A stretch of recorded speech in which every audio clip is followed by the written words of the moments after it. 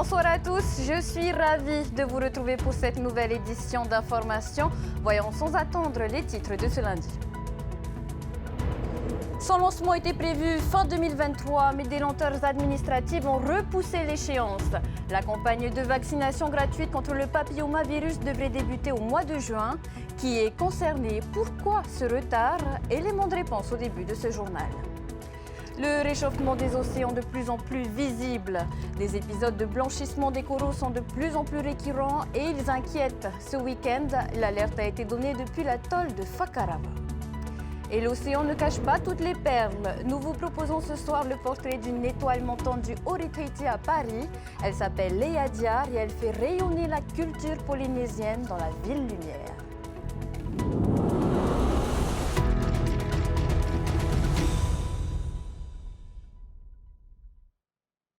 La campagne de vaccination gratuite contre le papillomavirus prend du retard.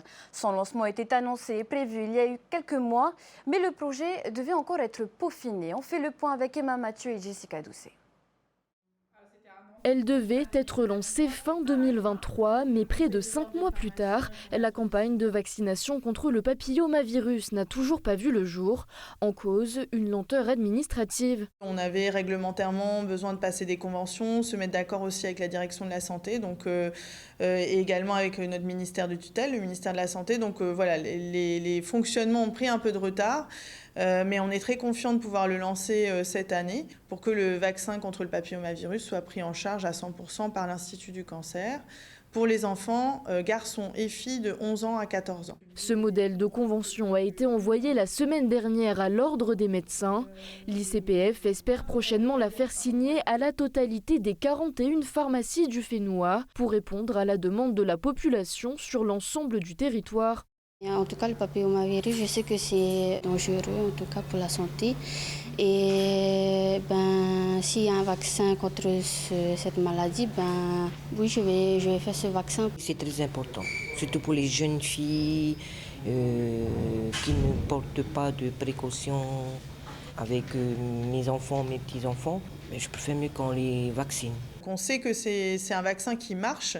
On est sur un des rares cancers qui est dû à un virus et qui est dû à un virus contre lequel il y a un vaccin. Donc si on est vacciné, on a très peu de chances de développer ce cancer un jour. Si la population n'est pas forcément réticente à l'idée de faire ce vaccin, c'est le coût de ce dernier qui freine. 2 ou 3 doses sont nécessaires pour un schéma vaccinal complet et une dose vaut environ 20 000 francs. Le pays va payer près de 30 millions pour que l'ICPF puisse proposer 2000 doses gratuitement. Cet investissement traduit une vision à long terme. C'est vrai que c'est un vaccin qui reste cher, mais on peut estimer aujourd'hui que le coût que coûte le cancer du col de l'utérus pour des femmes qui sont malheureusement hospitalisées, opérées, c'est environ 96 millions par an. Donc on est sur des coûts astronomiques pour la société. Et si dans 20 ans on fait disparaître ce cancer, ça sera des économies aussi de santé. C'est au mois de mai que l'Institut du cancer ira rencontrer chaque pharmacie pour signer la convention. Le vaccin devrait être disponible en juin, un mois justement consacré à la sensibilisation et la prévention contre le cancer du col de l'utérus. Toujours au volet santé, de moins en moins de carnets rouges sont accordés par la CPS. Certaines personnes se sont même vues retirer leur carnet de soins longue maladie. En cause, la révision des critères d'attribution depuis près d'un an. Veitiari Nauta nous en dit plus. Chaque année, la CPS dépense 43 milliards pour la prise en charge des longues maladies. Une facture tellement lourde pour les dépenses de santé que la CPS a commencé à resserrer la vis depuis l'année dernière, avec un parcours administratif pas évident pour certains malades. Mais les médecins rappellent aussi que certains patients démunis ne pourraient pas suivre le traitement sans ce précieux carnet. C'est vrai que la CPS nous a bien dit qu'en cas de problème social, de difficultés sociales d'accès aux soins, il y avait le bureau d'aide sociale à la CPS qui peut faire les démarches pour prendre en charge ces gens qui sont dans le problème nécessiteux, donc problème purement financier. Nous, ce qu'on souhaiterait, c'est qu'il y ait une prise en charge beaucoup plus simple pour le patient, qui n'ait pas à faire une démarche, quelle qu'elle soit, pour avoir un accès aux soins. C'est qu'effectivement, on a travaillé en commun accord avec la CPS pour établir une liste des longues maladies qui doit être actualisée, qui ne l'est pas du tout actuellement, et là, c'est dans les mains des politiques. qui devrait incorporer le diabète, à l'instar de ce qui se passe en métropole. Quand on pense qu'ici, il faut attendre qu'un diabète soit compliqué, dialysé, ou avec les complications orthopédiques ou cutanées ou cardiaques que l'on connaît tous, pour qu'il puisse bénéficier de la longue maladie, ce qui est une hérésie totale. Dès le diagnostic du diabète de type 2, surtout au Fénois, on devrait pouvoir octroyer un carnet rouge, une prise en charge longue maladie aux patients, ce qui n'est pas le cas. La CPS enregistre près de 16 000 traitements de carnet rouge. Ces carnets permettent la prise en charge des frais pour le traitement d'une trentaine de pathologies, des maladies listées par le biais du ministère de la Santé. Le service de contrôle médical rappelle que le carnet de soins est un contrat d'aide et d'accompagnement à la prise en charge des frais médicaux. C'est qu'à partir du moment où le carnet n'est pas prolongé, c'est qu'il y a probablement guérison derrière et ça veut dire que la personne est guérie. Et ça, c'est tant mieux. Ça ne veut pas dire qu'on passe de 100% de remboursement à 0% de remboursement. Ça veut dire qu'on passe de 100% de remboursement à 70% de remboursement comme tout un chacun.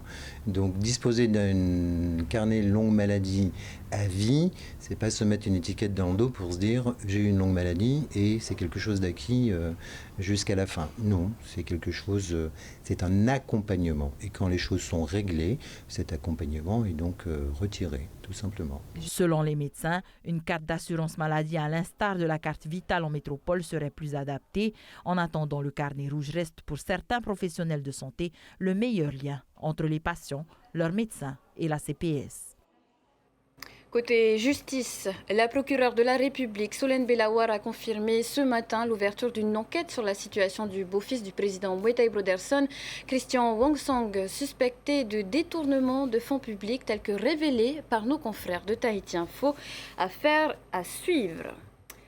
Parlons environnement avec ce constat qui inquiète la communauté scientifique, mais pas seulement. À Moorea, à Tahiti jusqu'au Tuamotu, les récifs coralliens blanchissent.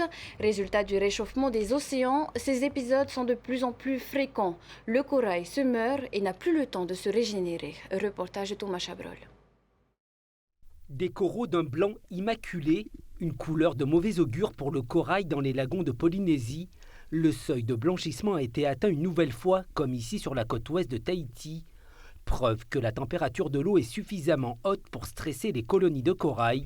Résultat, elles perdent leurs microalgues et donc leur couleur. Dans les tissus du corail, en fait, c'est un animal, il va abriter des microalgues qu'on appelle communément la zooxanthelle.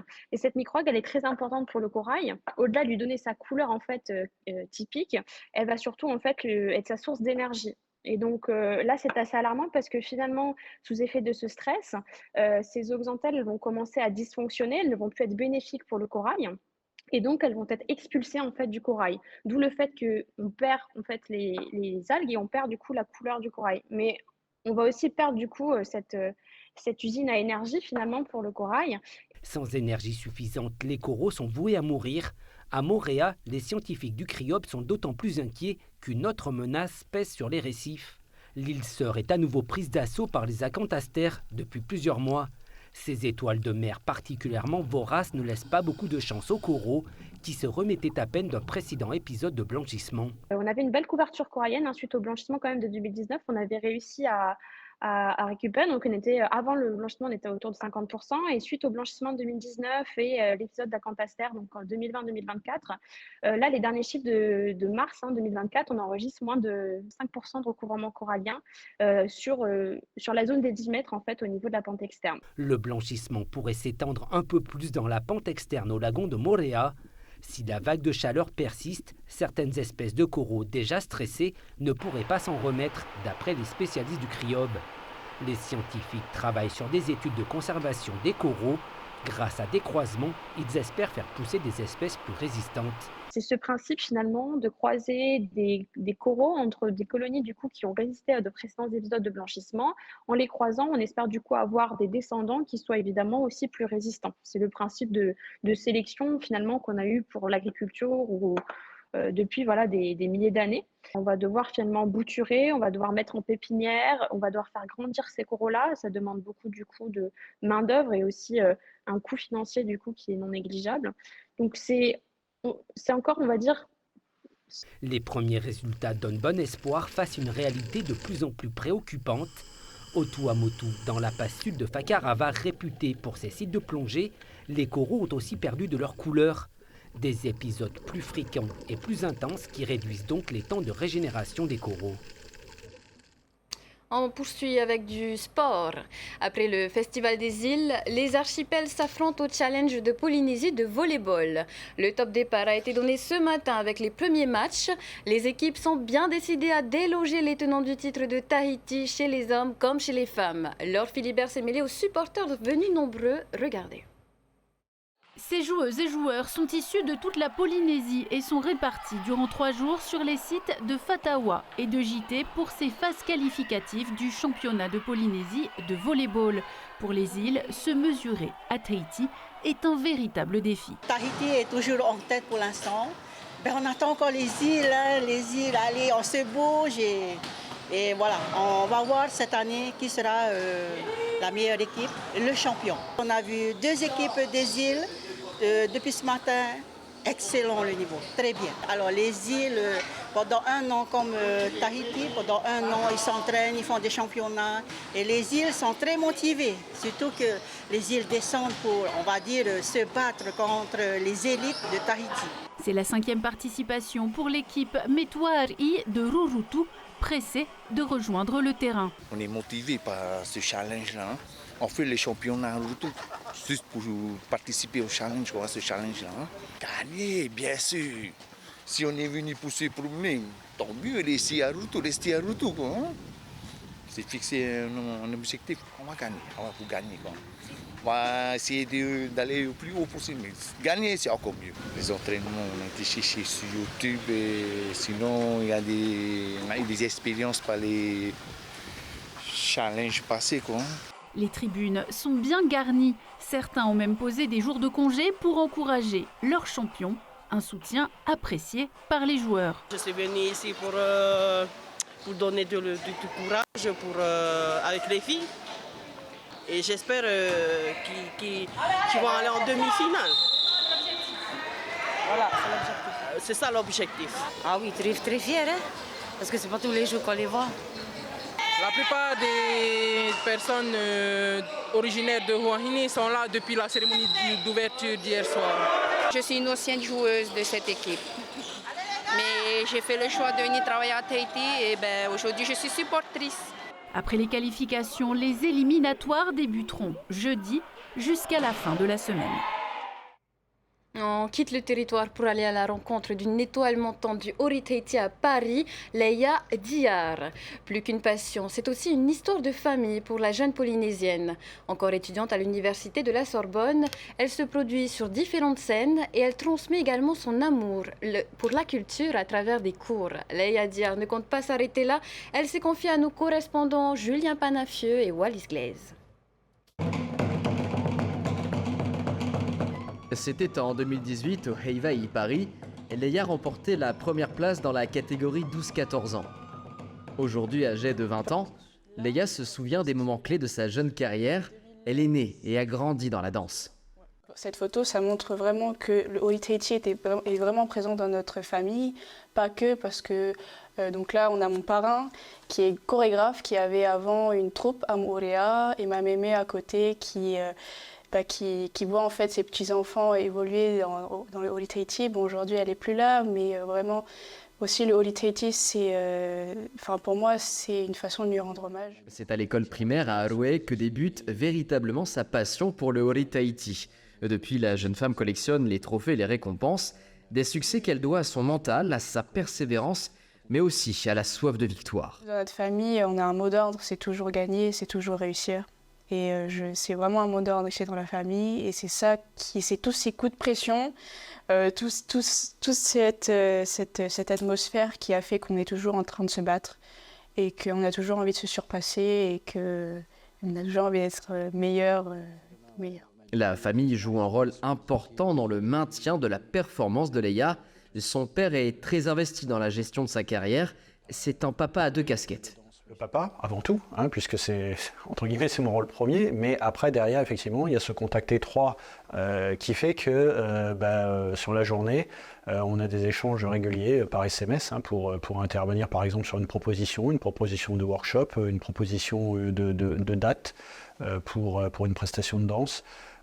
C'est effectivement ce contact papa, père-fille, mais aussi le contact professionnel, malgré tout. Nous retrouvons Leia quelques jours plus tard. Ce soir-là, une vingtaine d'élèves suivent ses instructions à la lettre. Ensuite, on va venir faire un tilleul. Jambe droite devant, tilleul. Passe de l'autre côté.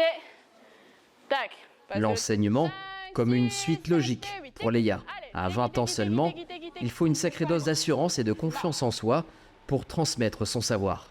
Là, après on ouvre. Je partage mon savoir et aussi de nouvelles techniques. Et bon, souvent elles sortent très fatiguées, elles n'en peuvent plus. Mais je veux dire, c'est ça aussi le fruit d'un bon travail, c'est de bien appliquer tous les gestes et toutes les techniques que je peux enseigner.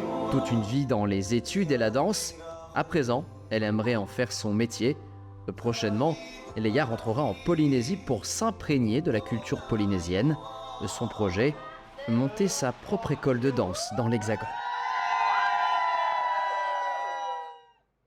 Un retour au Whenua pour une arrivée festive matinale. Les 2 premières têtes d'affiche du Tiki Fest sont arrivées ce matin à l'aéroport de Tahiti-Faa'a. Le DJ Martin Solveig et le chanteur de reggae français Bigareng ont reçu le traditionnel accueil polynésien à la descente de l'avion. Ils auront quelques jours devant eux pour profiter un peu du soleil du Whenua et préparer le show du festival qui doit se tenir ce samedi au Parc Verheij. On les écoute au micro d'Esther Cuneo. J'ai beaucoup entendu parler du Tiki Fest sur mes réseaux et de personnes qui vivent ici en fait, et donc qui m'ont demandé des morceaux, qui m'ont dit qu'il y avait certains trucs qu'ils appréciaient plus que d'autres, et moi j'aime bien cette idée de faire quelque chose de spécial à chaque fois quand je me déplace, surtout aussi loin. C'est un grand merci au public polynésien qui m'a déjà d'une certaine manière accueilli via les réseaux sociaux, et je suis vraiment très touché par ça. Voilà, on vit très loin les uns des autres, mais on est assez proches, et donc je suis vraiment content d'être ici. J'ai prévu un show vraiment sur mesure pour l'événement. Je vais jouer des classiques, je vais jouer des nouveaux trucs, il y a 2-3 petites surprises. Voilà. Et j'étais super agréablement surpris qu'ils me contactent pour venir, pour aller à la rencontre du public tahitien. Et donc, merci encore à tous ceux qui m'ont envoyé des messages pour me dire qu'ils attendaient le concert. Donc, je suis super content d'être là. Voilà, rendez-vous donné ce samedi au Parc Verheij. C'est ainsi que l'on termine cette édition d'information. Merci de l'avoir suivi. Tout de suite, votre magazine To'u Whenua To'u suivi de la série Flash. Juste après, Enquête exclusive vous emmène aux Maldives. Nous nous quittons sur les images de l'éclipse partielle observable ce matin à partir de 5h45. Ces images ont été prises depuis l'île de Oahuka aux Marquises. Excellente soirée à tous sur TNTV. À demain.